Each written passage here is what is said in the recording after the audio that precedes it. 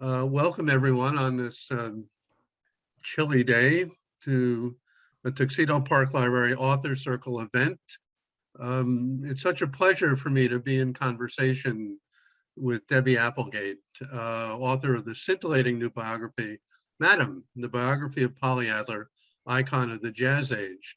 And it would be a pleasure even if Debby Applegate and I hadn't worked together for 15 plus years as an author editor team at Doubleday.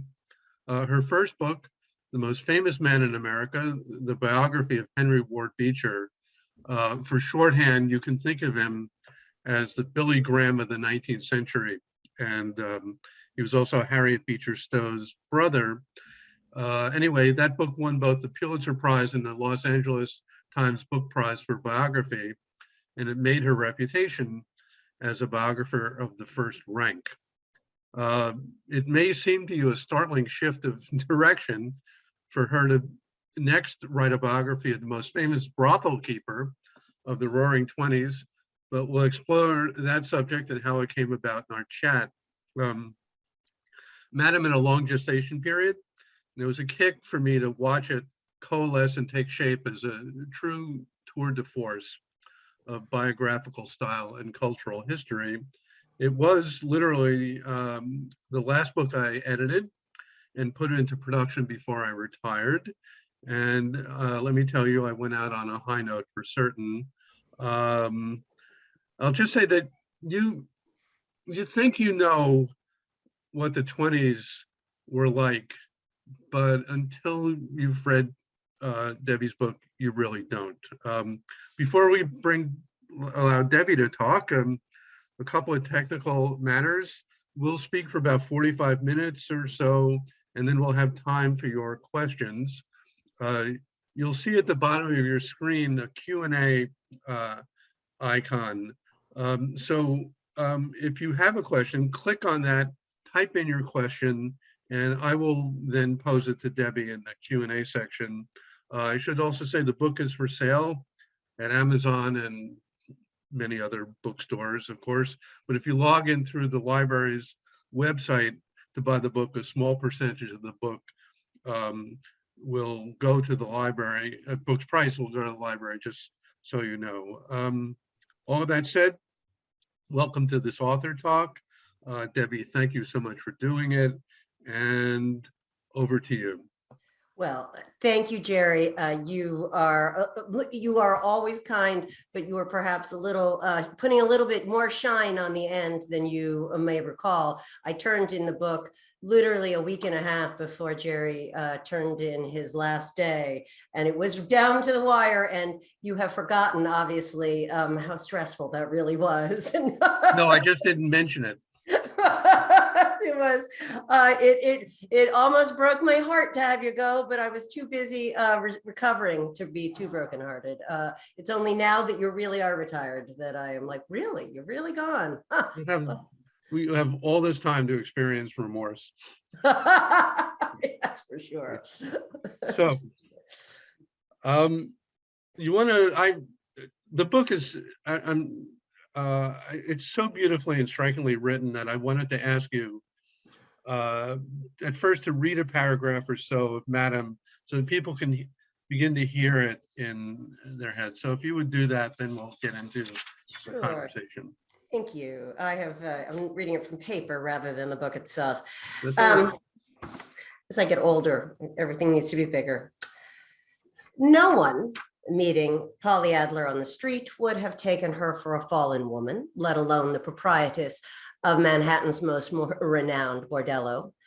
She was homey, remembered the journalist Irving Drutman. No one would have placed her, however mistakenly, one would have placed her, however mistakenly, as the ubiquitous mama in a family-run delicatessen. Not everyone liked her, of course. Rival madams didn't care for her upstart ambitions. Some of the Broadway butterflies who worked for her chafed at her ban on drugs and pimps, her insistence that they go to bed with whomever came through the door, and her frequent lectures on social etiquette. Men who were touchy about their own social status often took comfort in scorning her, and she'd been snubbed in public more times than she could possibly remember. even if she wanted to. Nonetheless, her fans outnumbered her foes. Slumming intellectuals and Broadway bohemians were tickled by her blunt realism and her lightly loose wisecracks.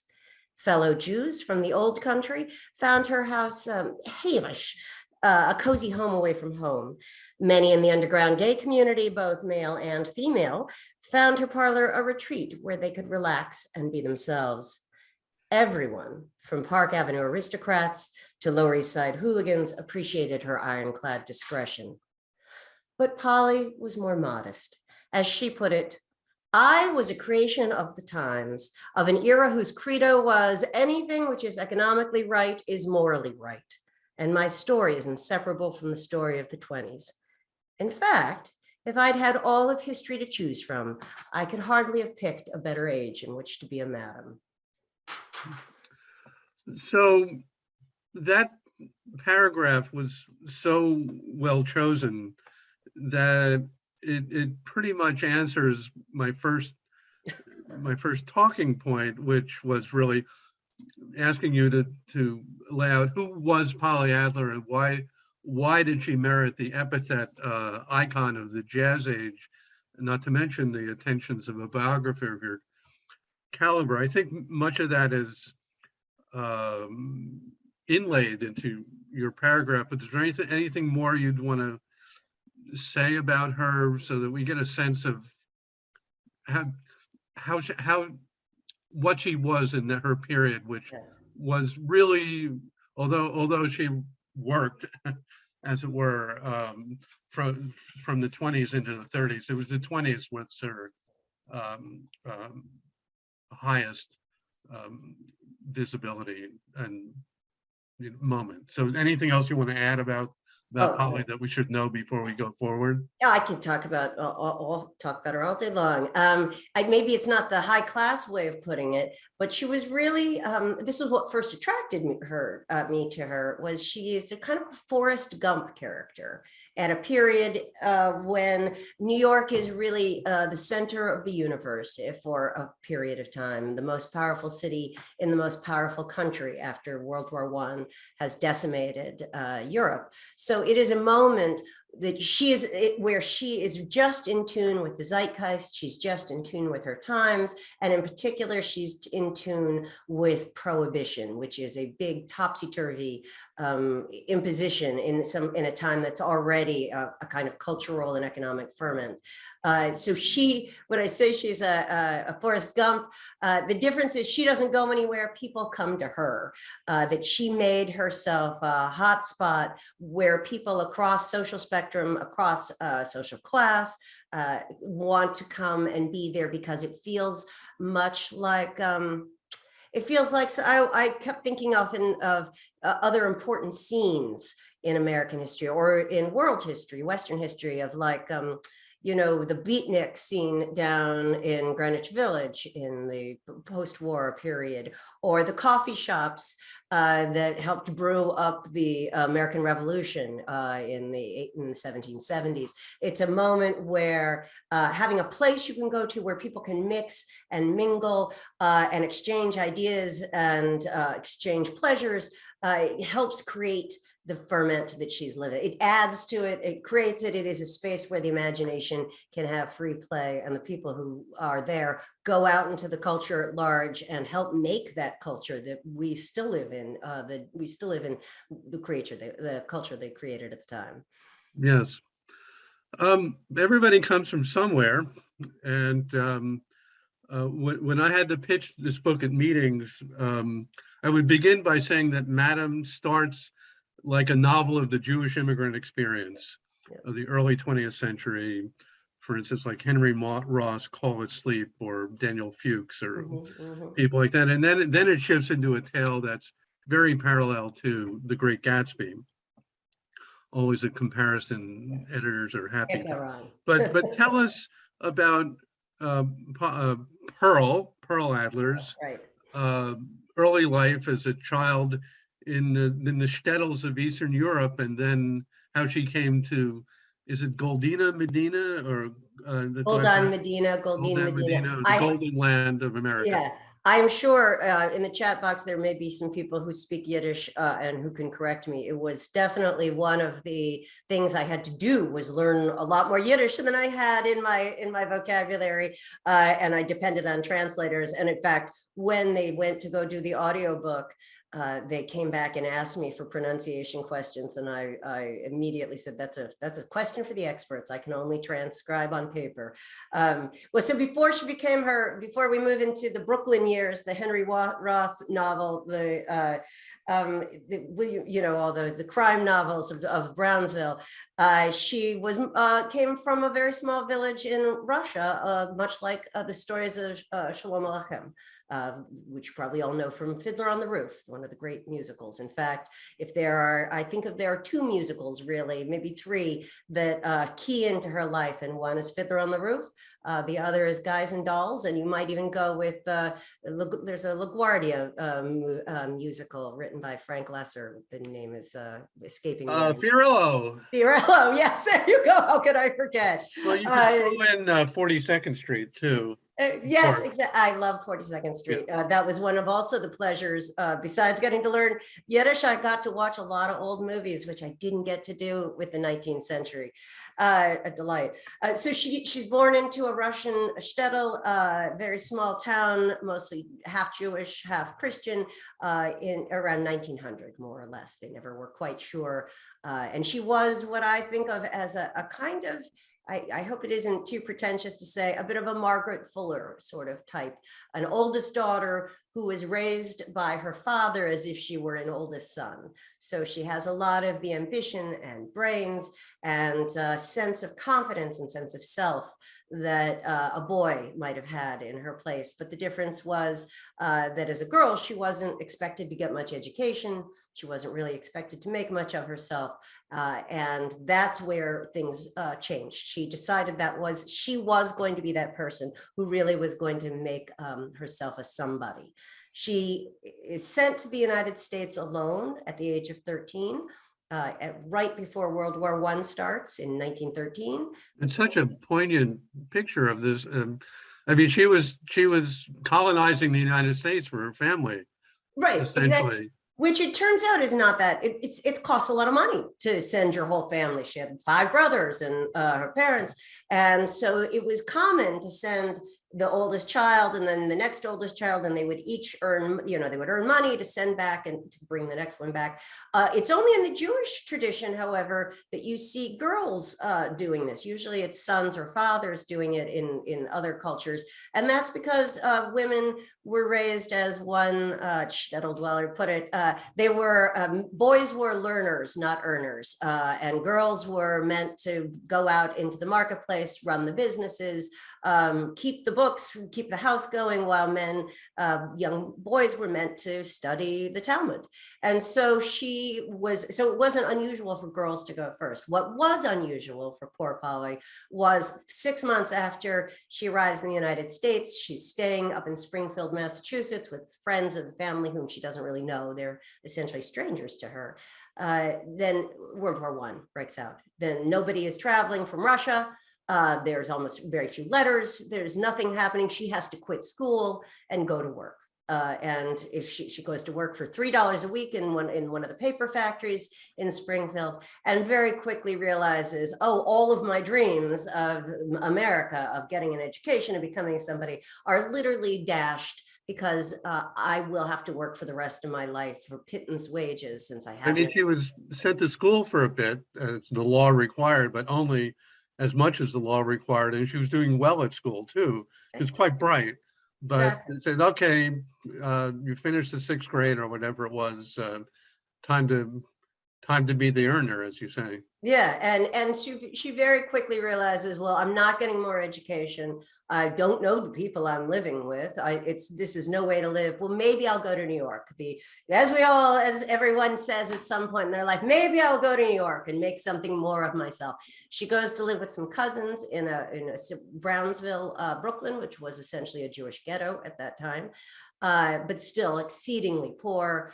She's now making $5 a week sewing in a corset factory, and becomes enamored of the popular culture of the time, strolling on Pitkin Avenue, going to dance halls, going to Coney Island. She loves Coney She's Island. sort of a proto-flapper in a way. I mean, the flapper hadn't been invented yet, but she's a girl out there looking for a good time. A jazz baby was the phrase. A vamp. She looked a little like the great vamp movie star Theda Bara. And you can see in the photos, one of the delights of the book and the research process was finding a trove of her photographs. And you can see she loved Coney Island. And you can see her transformation from a little girl studying in school, looking very respectable, to all of a sudden trying to look a little like a, seductress at the age of 15. And much as I don't like to traffic in cliches, there is some truth to the cliche that a girl without supervision, running around without parents, without anything to hold her down, can get into trouble. Dance halls. You went to Brownsville at the time in 1915 when she moves there for two things. You went there for for ragtime music and cocaine. And clearly together, she was never a user of drugs, hated drugs with a passion, but she quickly fell in with a very fast crowd. And that was the beginning of her time down the primrose path. Very quickly, she is raped by her boss at the garment factory.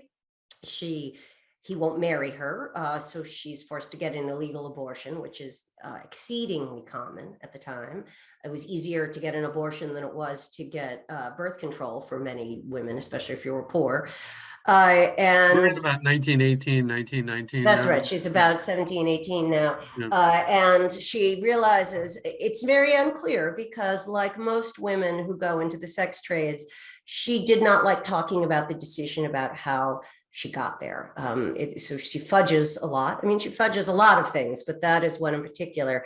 But it's pretty clear that she starts to realize, I can make 10 times the amount of money in a week if I am willing to turn a few tricks. My life will be easier.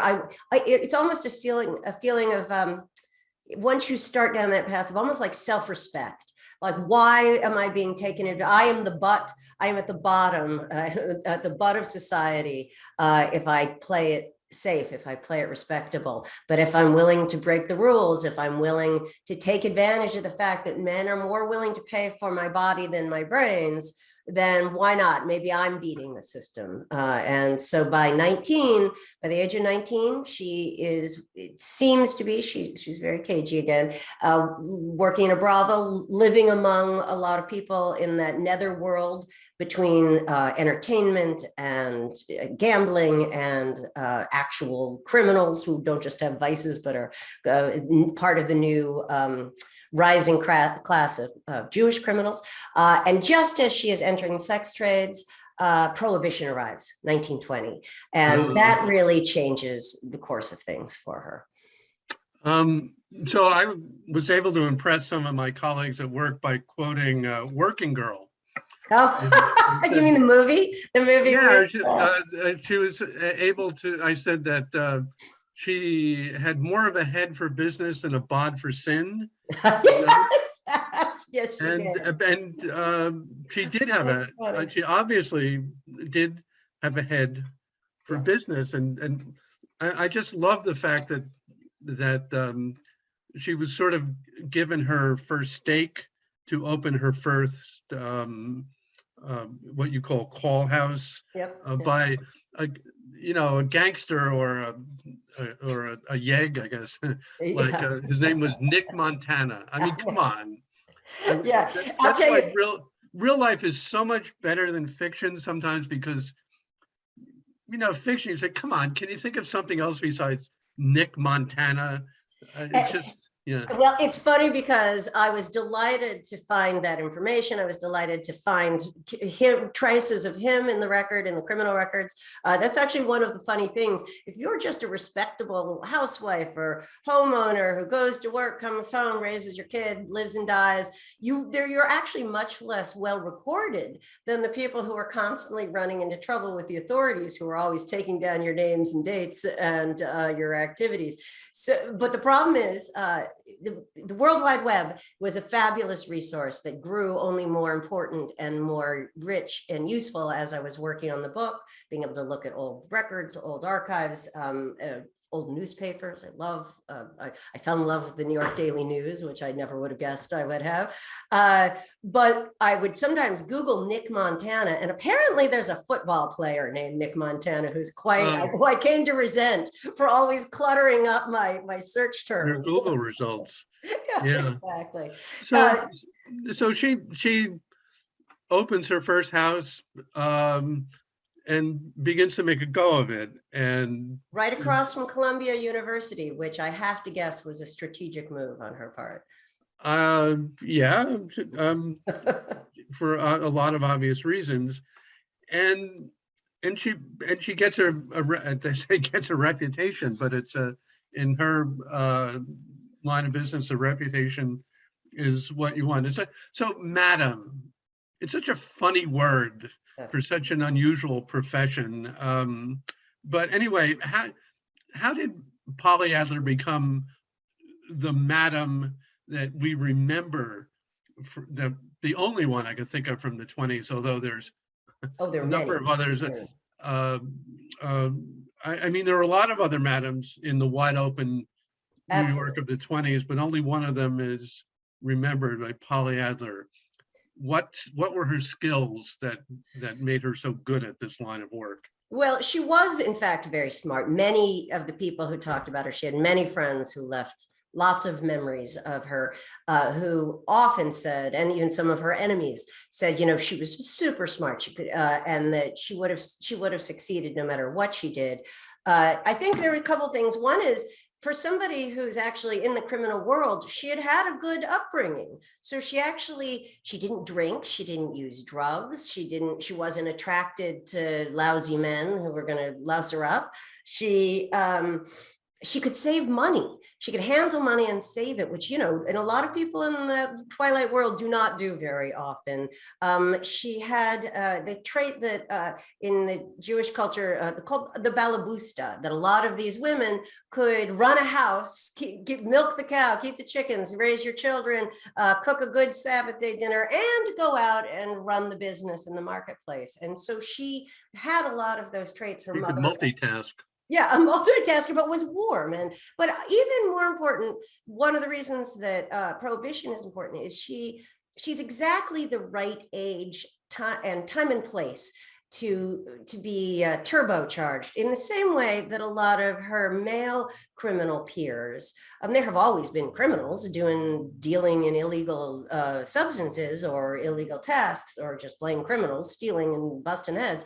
But in this period, she falls in with a group of real up-and-coming bootleggers, because bootlegging is sort of almost a respectable crime at a moment where all of a sudden the laws change, so that 2 days ago you could go have a beer, and now if you want to have a beer, you have to consort with criminals. And it had the effect of making the underworld kind of chic. It had the world of making crime sort of glamorous. And so she falls in with these young up-and-coming bootleggers who are orbiting around the Jewish king of crime, the great brain, Arnold Rothstein. So names that we might remember, like Meyer Lansky, Lucky Luciano, Bugsy Siegel, Legs Diamond. She knows them all, and they all are about the same age. She's like them. She's sort of caught between being an immigrant and being an American, and they are making money hand over fist. They like that she's more modern. They're looking for some place to spend it. Exactly. Right. That's one of the things that I also spent a lot of time on. The biggest problem was I had spent so much time mentally getting into the frame of mind of these last Puritans, these congregational ministers and the abolitionists. it took me forever to try to get, well, what is going on with these people? At least they wanted to be good, even if they failed to be good. Sometimes they would be saints. Now I'm just among the unrepentant sinners. And one of the things that took a long time for me to understand is the role of gambling. Everybody gambled and everybody shot craps. Everybody played dice. That came back from World War I with a lot of taste for vices, and that was one of them. And she became really popular after all the floating crap games would close up at the end of the night, and all the guys who had made money would or lost. Or lost that it needed exactly. dollars, yeah. Whoever won would pay for the night's entertainment at Polly's, and so that was how she got her first sort of reputational hook. And then, of course, we start seeing the rise of the speakeasies and the nightclubs, which was a real pleasure to spend time in my mind in all of these speakeasies, which of course were also kind of grim places, kind of sordid places, but they also were full of kind of underworld, sort of sleazy glamour. And also a lot of major talent, musical talent, comic talent. Who's it? Hot Cha Cha Cha Cha. What's Jimmy Durante. Durante. It's a Jimmy Durante's nightclub that she starts meeting the big shots who they're, you're seeing all these people who are wealthy and or culturally connected, what we would call cultural influencers, I guess today. Mm-hmm. They're attracted to this underworld culture. They're attracted to these nightclubs, these rowdy speakeasies where they're seeing entertainment like they've never seen before. Like you say, comedians, jazz music, which is still a new idea to most people in New York. And she begins. They call it the jazz age for some reason. I mean, her biggest innovation, this is probably the one that works best for her, is she realizes it's a black market. I can't advertise. I have no way of actually spreading my brand. What I can do is bring a posse of my most beautiful young women along with me going to the nightclub. So she will go over the course of this hot Saturday evening, stop by all the clubs, drop some money, spend a little, parade them around, and they act as a kind of billboard. And people literally would follow her home back to her bordello sometimes, or they'd get her card and they would call her later. And sometimes she would bring it around to show who the new girls were, her new wares that were on the shelves, essentially. Yeah. And it made a huge difference. So it sounds like a lot of fun, and it no doubt was, but to me, as I saw the book emerge, the real accomplishment is the way it strips the gloss off the 20s that we have in our minds a whole bunch of images of the 20s of people doing the Charleston and people sitting on flagpoles and getting colorfully drunk, and it's even cute the way the gangsters in Warner Brothers movies shoot their submachine guns. It's very glamorous. If everyone were Jimmy Cagney, every gangster were Jimmy Cagney. It wasn't the violence and the violence of that world. And the corruption of New York at that time is just jaw-dropping to me. Everybody was wired in. Everybody was on the take. It was a great time to be a cop. That was one of the toughest parts. In some ways, the part that almost kind of grossed me out, if you will, was I could deal with the violence. I think I could deal with the vice, but the corruption that she was deep in the world of Tammany Hall. The mayor, Jimmy Walker, the jazz mayor, the night mayor, was one of her most important clients, as was Walter Winchell. Who did his part in making her famous. He did. He made her part of her. She was a regular player in his column for many years. All of the gossip columns as they grew up. She became that's part of how she became famous. But she was especially hot with the cops. She realized very early on that the way to survive is to be in with the cops, because even if the cops have to arrest you sometime, they'll arrest you less. they'll treat you with dignity and you won't go to jail. And frankly, that is what happened. And she would probably have done just fine even after Prohibition ended, except she gets swept up in the early 30s of all the scandals that come once the economic crash happens, and people no longer are quite so tolerant of their politicians looting the public treasury and their cops shaking down criminals and not doing their job. Yeah, I want to get to that in shortly, because it has to do with really literal life and death matters for her. But okay, so as well, you English majors are out there know, and as Fitzgerald wrote about the Jay Gatsby's parties, the same as for Polly. Everybody came to Polly's, okay, and I think the two groups who did so, who contributed to her success and her fame. I mean, you already spoke about the gangsters and the bootleggers and such, who were her best customer base. But then the writers and the journalists started showing up, and she became a thing in the popular press, and an item that could be dropped into a gossip column.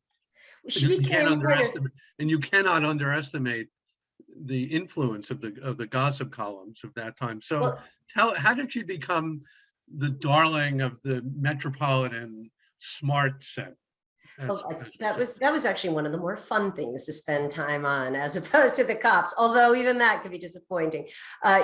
She makes her way in, as best as I could figure it out, one of her first literary clients, because she wants to get away from the gangsters. She wants to get away to the big money, the glamorous people, where she figures that's where the real money is. Off in your house. Yeah, exactly. They're safer. And her first client that I could tell from the literary world is the playwright and director George S. Kaufman, who many, I mean, think You Can't Take It With You, Guys and Dolls, so many movies, plays that we could not even possibly name it all. The Man Who Came to Dinner. Yes, The Man Who Came to Dinner, which also mentions Polly. They didn't put that in the movie, but there's a little Polly Adler joke in the play version. But he's not interested in making the scene. He just wants to have a woman be sent to, he actually, the way it's told is, he pretends like he's picking up a woman under a street corner up in the West 70s. Oh, that's right. Yeah, it was a little special service she offered for him. Exactly. Brings her back to his little pied-a-terre, sends her off on her way. No money is exchanged because he's got a charge account. It's really when the humorist Robert Benchley and his pals, particularly Dorothy Parker and Donald Ogden Stewart and the other Algonquin roundtablers, start coming to her house. And at this point, she's really made her house, as she likes to call it, a speakeasy with a handy harem nearby, which is not so different than a lot of the speakeasies that have a lot of women of the night, women who you can pay for hanging around there. And when she becomes that kind of place that once the Algonquin Roundtable come and start saying, this is our hangout, this is our late night hangout, after all the other places have the gall to close at 3 a.m. That's part of what makes it big. They bring in the kind of the big money men from the garment industry, from the department stores, and from Madison Avenue, from Tin Pan Alley. She's very big among advertising men, as you can imagine. And out-of-town conventioneers, right? Exactly. I mean, I'm not going to cast aspersions. She was every Midwestern wife and mother's nightmare. Yeah. Yes. George is going to New York for the insurance assessors convention. Exactly. George, don't get into trouble now. Well, you got to figure. George is looking for trouble. Well, exactly like Babbitt, don't go down to that's exactly what happens. And in fact, she says BBD&O, the legendary ad firm, was her biggest corporate client. And in fact, at one point when she is arrested. The two of her clients, one of them is a big guy at BBD&O, and the other is somebody he's with who's a very big wig at McCall magazines, which it could not be more respectable.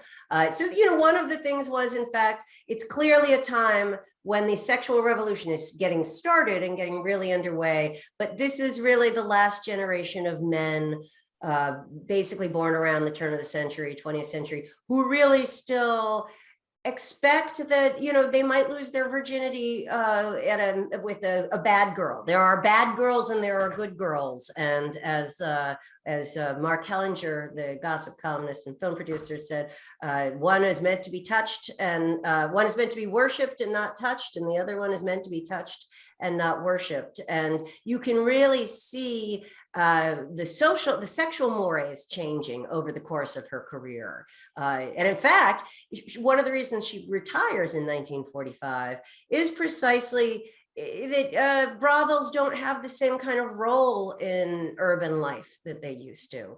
You can sleep with somebody of your own class. You can sleep with somebody who you might marry beforehand. You don't need necessarily to go to a brothel to find your relaxation.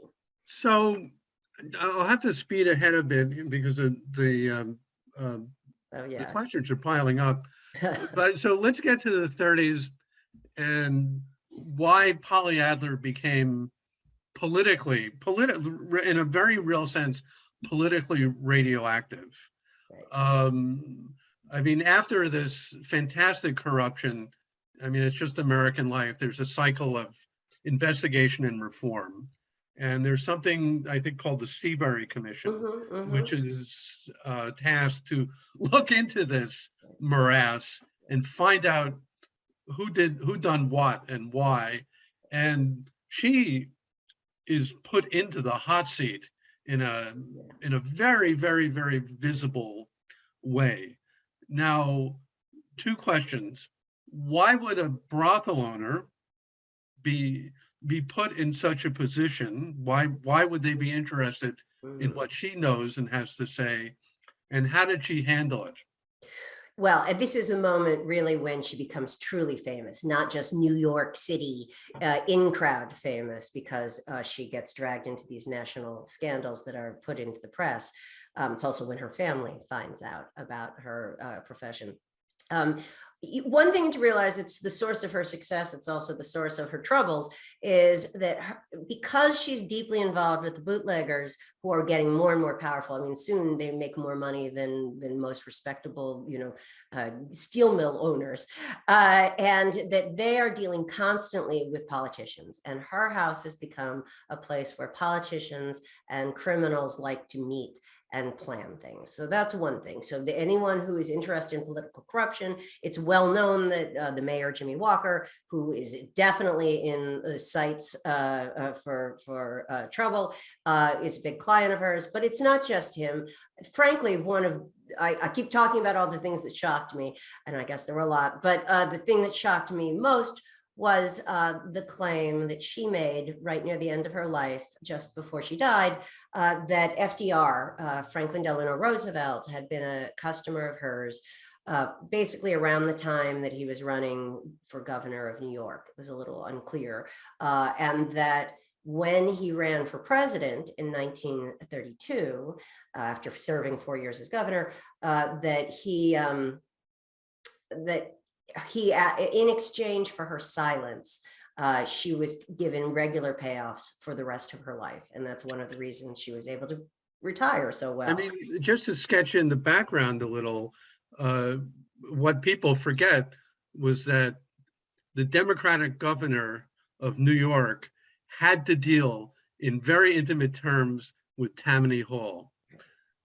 You're not going to get elected.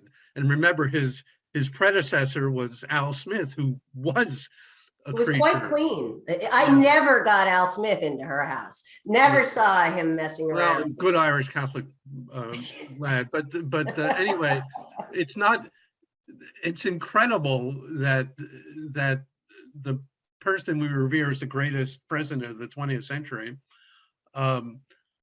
really did have to deal with the scummiest political machine of the 20th century. And Although I do want to say this, that the Republicans occasionally patronize Polly too. So let's not say it was all just in New York. Who cares?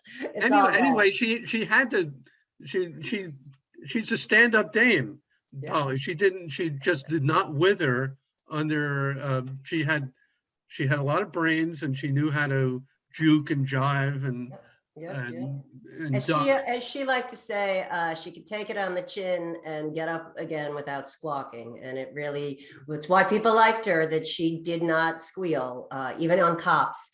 And she sure could have, even when the cops were being hauled in, she protected every one of them. So that's real. And it's also, the other thing is that's getting her drawn in is she has become a safe house for one of the biggest of the bootleg barons at the time, which is Dutch Schultz. And so they're also trying to figure out ways to take down, you may all remember Thomas Dewey, once the governor of New York and a very clean guy. He's trying to take down all these big bootleggers who have now gone on to larger criminal careers. And that's one of the other possible pressure points. In fact, she does go to jail. Because of that, she kind of gets dragged in only for 25 days. She gets 5 days off for good behavior. And that is because Lucky Luciano, her dear friend, helps make an arrangement for her. And that's a big turning point for her. I think she feels after that, it's just a matter of waiting to get out. But in fact, some of her biggest years were the 1930s.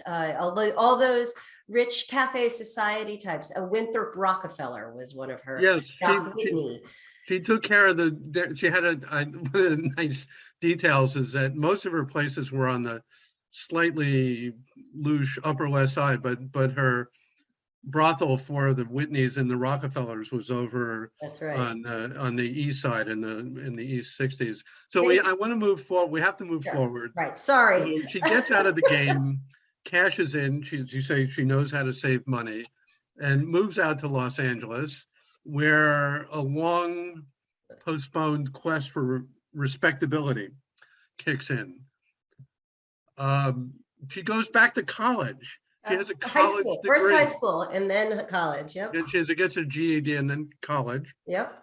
And she decides, I'm going to write my memoirs, which eventually, with the help of a ghostwriter, a very good ghostwriter, Virginia Faulkner, really she does. And in 48, I believe, 49, she publishes a book, which is one of the reasons we remember her, called A House Is Not a Home, which is one of the best titles like ever. Yeah, it's 53, and it's really a moment. And she started in the late 40s. Yeah, she's basically trying to shop the book around to every publisher in New York, starting in 1949. And everybody thinks it's going to be a big seller, but nobody wants her. It's the 1950s. Nobody wants her name on their list, and it's really actually Mary Rogers Reinhardt. No, it's not Rogers. The mystery writer. Yes, who says she's got a publishing firm at Reinhardt that she helped start. And she says, no, you buy this, but she tells her son who runs the company, you buy this book, this is going to be a big seller. And it does. 2 million copies. It's on the New York Times bestseller list, right? She's always trying to beat out Norman Vincent Peale, who's right there neck and neck. And in fact, it's huge for her. She becomes the literary celebrity she wants to be, enough that a movie is made. It's a terrible, terrible movie. Yeah, Shelley Winters. She's not. I've read this book. I've read A House Is Not a Home. It's a great book. I have a first edition. It's got an old-fashioned telephone. Yeah, the candlestick phone on the cover.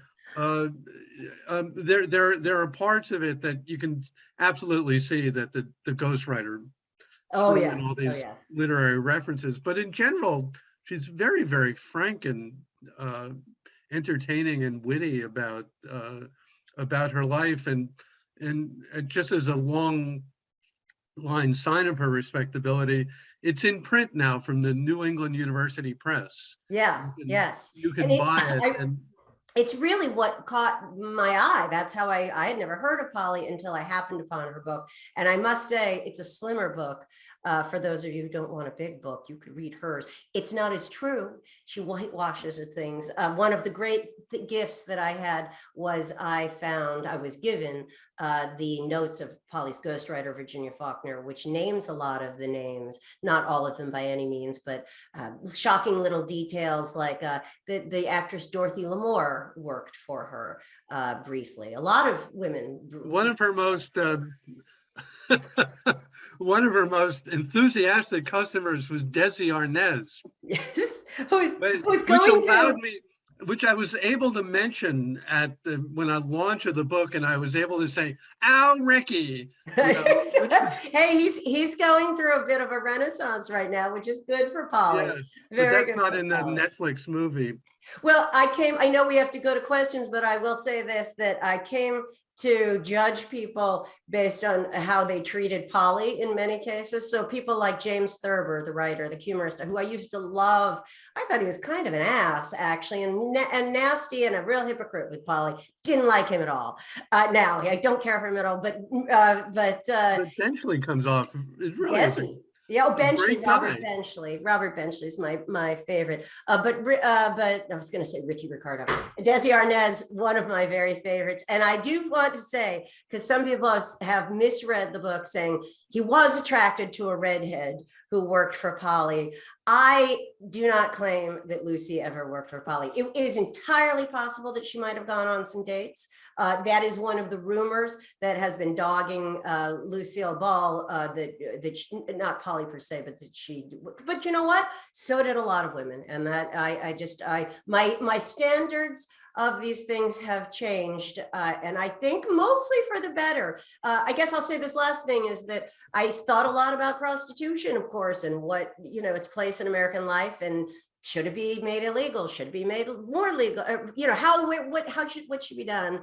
And the one thing I've come to is it's like prohibition. Prohibition did not get rid of alcohol any more than making sale of sex illegal gets rid of prostitution.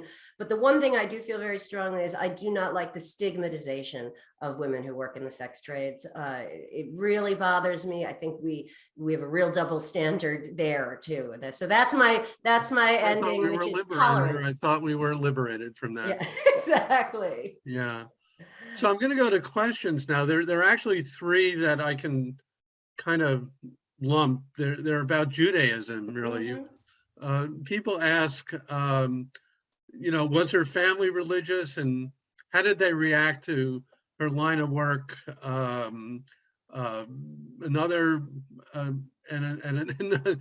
Relatedly, somebody says, "How do you?" No, they don't use this word shiksa, but that's what you are. Know so many Jewish words like Hamish and all of that. But speak about her Jewish background and her relation to her family.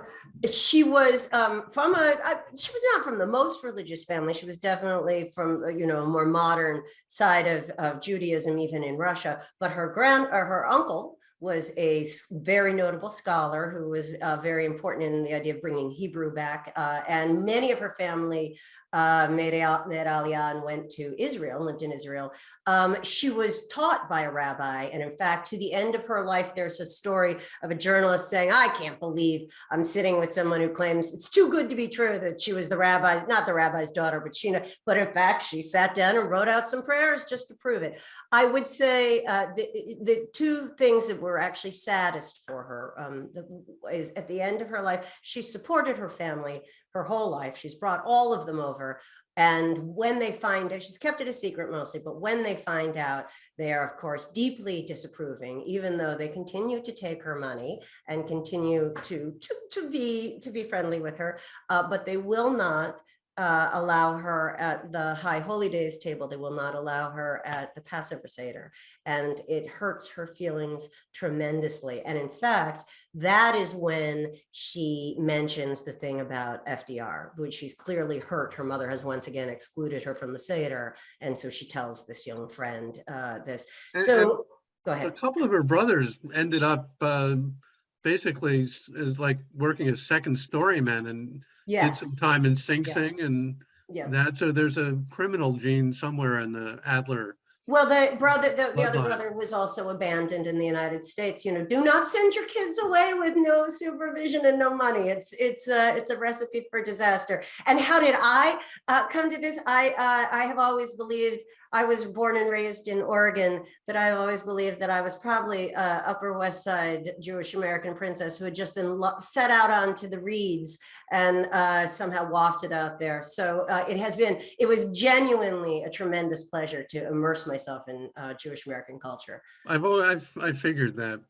So no, but I must say that as a native New Yorker and therefore an honorary Yiddish speaker, no, I really thought that you got your use of Yiddish right, which I know enough to know. Although I have now received some corrections because it's not so easy to spell it all correctly. And I definitely had one. It said, no, it's not. The Jews are being beaten. We are beating the Jews. That's what you're supposed to have said. I just had experienced the moment of regret. For a number of reasons, I regret that Irving Howe is dead. But the author of World of Our Fathers, most famously, which I used a lot. I would give anything to have read Irving Howe's review of this book, and I bet he would have reviewed it. So another questioner asked a string of questions. I think the most interesting one is where did you do your research for this book, and were you able to talk to any of the living relatives, or how do you research the biography of a madam, really? It turned out that it was much easier than you would have guessed, precisely because she had an FBI file, an extensive FBI file. She had extensive documentation in the New York Municipal Archives where they have records of arrests. She was, once she busted out into the press, she was covered very closely in various ways. And I had, as I say, I had the glorious good fortune of stumbling onto her, the writer's notebooks from her ghostwriter, which had a lot of the real names. And then I could, and the things that had been cut out, and then I could begin to fan out. I also had the last cache of things that she had kept. She had 2 trunks of memorabilia that her brother threw out because he was embarrassed after she died. I still have a lot of hatred for that. Hatred, maybe that's too strong. I still resent that brother terribly. And I have to say, much as I am an old-fashioned girl for books, the internet has really become this tremendous resource at ancestry.com, newspapers.com. Anyone who is interested in anything to do with finding their family can find out so much more than you could even 10 years ago. But I will say that is why it took so long. It wasn't because I was finessing the writing. It was she left quite a trail of mentions in the press, which are widely available. There's an article that you quote from Fortune magazine.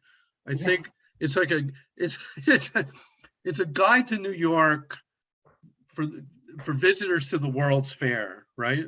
Right, exactly. 38, I believe. At 38 and 39. And the writer for Fortune says, and by the way, and if you're looking for extracurricular activities, right.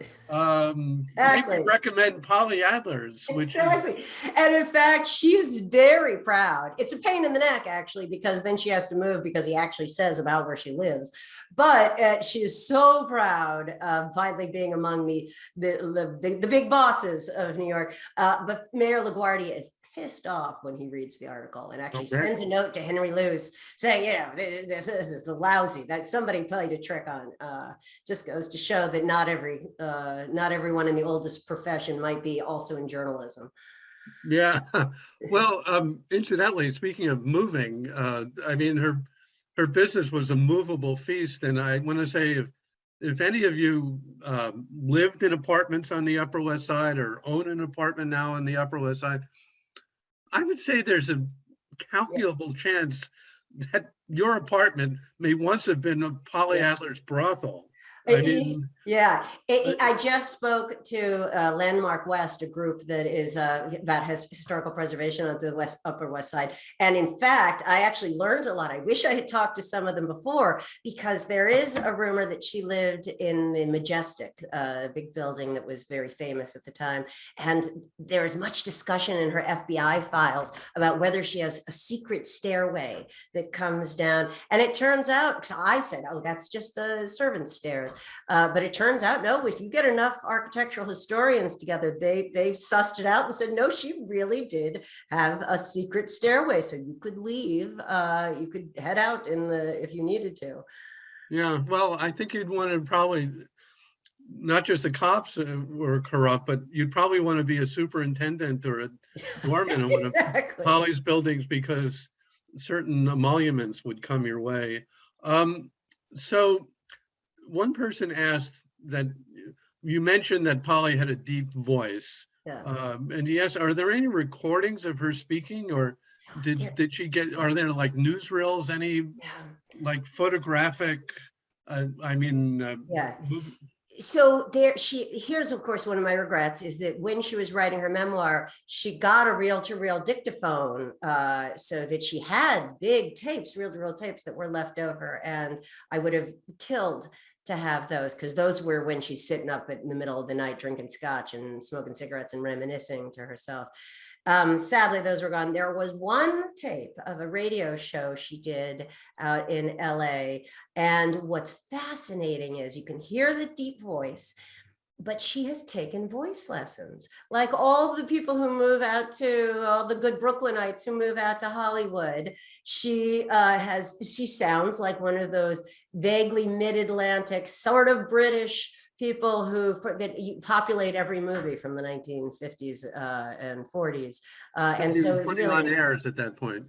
But yeah, yes, and she really wasn't. I mean, in fact, it's one of the ironies is the more respectable she becomes in her old age, the more dull. I mean, you can see all the people who are so excited to run into her and to hear the stories. All she wants to talk about is her paper on The Old Man and the Sea and how much she doesn't really care for T.S. Eliot in that English class she just had to write. Well, there's a wonderful picture, my favorite picture, that they're beautiful, really interesting pictures in the book, but my favorite is a picture of Polly at her college graduation, and she's wearing her cap and gown, and she's got her diploma. Yep, exactly. It's too short, but she's flanked by her parents, who are even shorter. Oh yeah, they're like 4'9".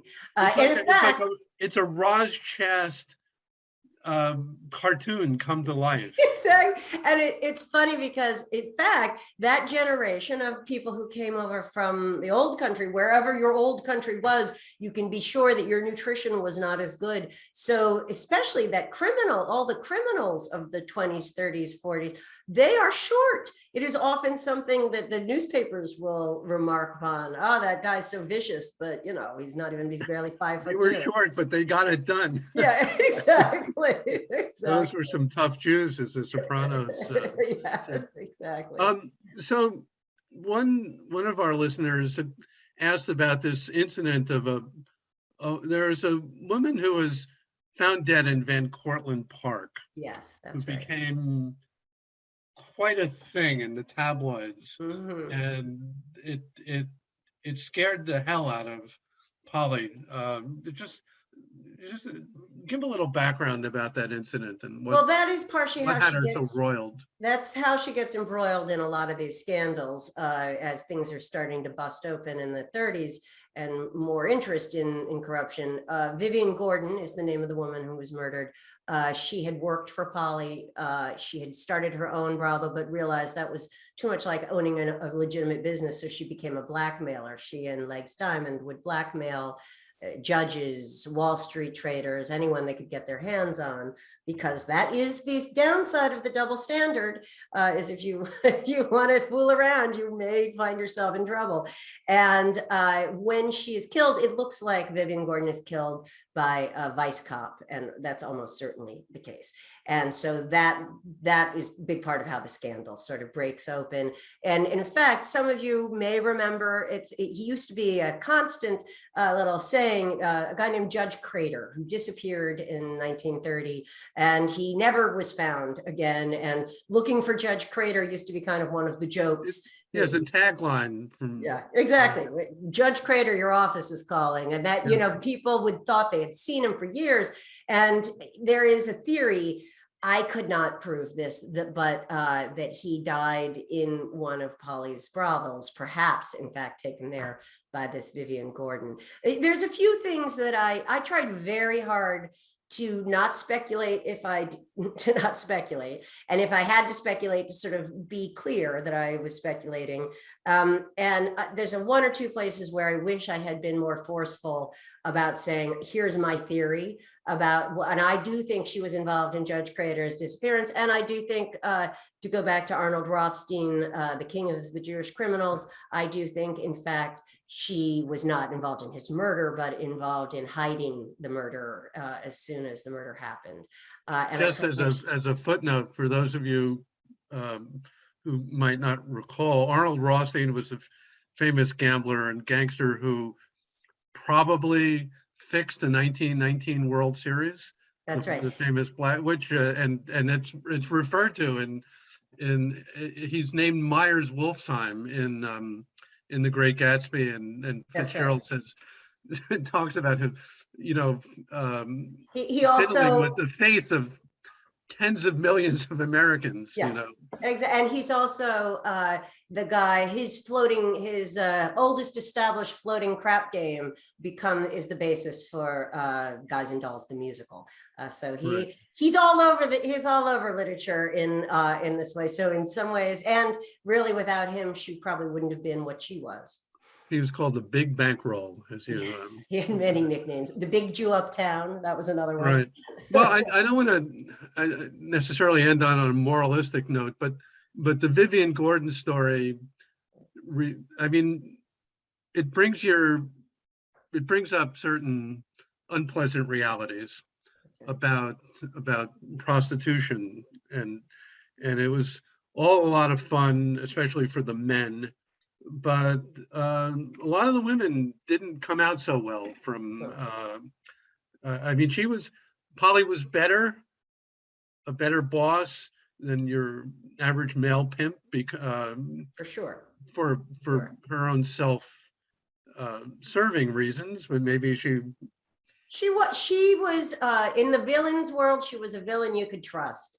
And she was a good boss. She was a fair dealer. She was honest in a world that was not so honest. But it is true, you know, she herself said, I can never, at the end of her life, even when things are fine, I can never be happy. I've just seen too much of the dark side of human nature. It's quite clear that there is real money to be made. There is real autonomy to be had, but it's also true there is also genuine degradation. There is sex trafficking. There is alcoholism and drug abuse. I think Polly would say, look, this served me well. I would never want to do this again. If I had had my choice, I would never have gone into the sex trades in a million years. I would never advise anyone I know to go into the sex trade. But if you're going to do it, let's be realistic. Let's not sugarcoat it. Let's not pretend it doesn't happen. And maybe, by the way, let's put some of the onus on the people who buy sex as well as the people who sell sex. Right. Well, I think our time is up. I think what I want to say to thank people for their questions, for their attention, and I think I want to say, as the book's editor, as your friend, an admirer, that if you buy the book, or check it out from the fine library, or get it from the library, I can just guarantee you a very, very rich reading experience that's not like any other book I've ever read. And this was one of my questions, and I'll turn it into my closing statement. So there's a whole question of style and biography that isn't talked about a lot. I mean, biographies are made up of facts. And you can write a perfectly good biography by taking this fact, connecting to that fact, and stringing it along into a chronology that tells a story. But then there's the question of style, which is what kind of language does the writer use to render these facts, and what is the kind of sensibility and attitude that informs this fact. And I want to say that Madame is really a stylistic tour de force, because you spent so much time immersed in the period and in the language that the period used, that the language itself is just it's like you're grabbing a live wire, and you're connected to the 20s, the way it expressed itself and the way that it thought about itself. And so it's a time, the book is a time machine, and you just step onto this time machine and you are back in really one of probably the most interesting period of American life in the 20s. I could make an argument for the 60s. You'd be tiresome about that. Sure. But I think the 20s was it. America changed in such an accelerated way, and you get to experience that in this book. So anyway, that's my pitch. I'm standing by it. So thank you, Jerry. It means the world to me that you, above all people like it, since you're the one who had to wait 13 years for it. Thank you to Diane Loomis and to the Tuxedo Park Library. I am very sorry I didn't get to visit in person. Yeah, it's a shame. High hopes. Darn you, COVID. Anyway, thanks a lot, everyone, folks. for coming. Okay, bye.